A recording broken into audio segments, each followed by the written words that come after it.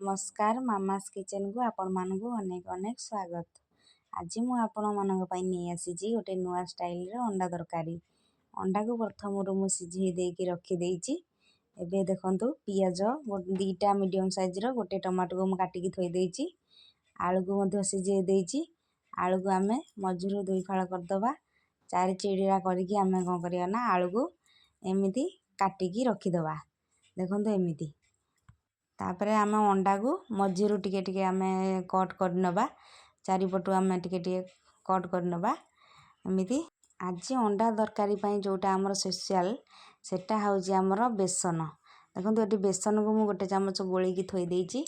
कड़ाई रे तेल पके देइची। तेल ताती गला परे अंडा को मु बेसन रे गोले की अंडा को छाणी दउची। देखंतु अंडा टिके छाणी की मोर रखी देइची। एबे दुईटी मीडियम साइज रो जो पियाज को छोट छोट करी काटी रखी दिली ताको मु भाजी नेइची। टिके लाल कलर हैला पर्यंत भाजी नेकी तापरे मसला जो बाटी की रखी दिली से मसला सब मु पके देइची। अदा रसुण मु एठी बाटी की रखी दिली ताको मु पके देइची। एठी हमें सुखिला मसला किछि ऐड करिवा सेति पई नेइची मु गोटे चामच गरम मसला, गोटे चामच होची धनिया गुंड, गोटे चामच रेड चिली पाउडर आ गोटे चामच नेबी मु जीरा पाउडर। आपण माने जति भी राग खाइबे सही अनुसार राग नेबे।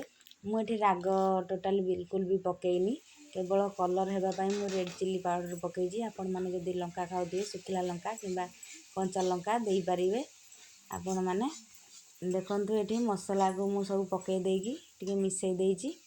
देखंतु एठी मसला मोर टिके कसी हे गलानी। टमाटर पकेकी मु टिके कसी देइची। बे छाणी की रखी दिवा अंडा आ आलू को आमे मसला रे आउ 5 मिनिट आमे कसी देबा। 5 मिनिट लो मीडियम फ्लेम रे आमे कसी नै की घोड़े पानी देकी घोड़े नेइथिली। एबे तरकारी देखंतु हमर फुटी गलानी।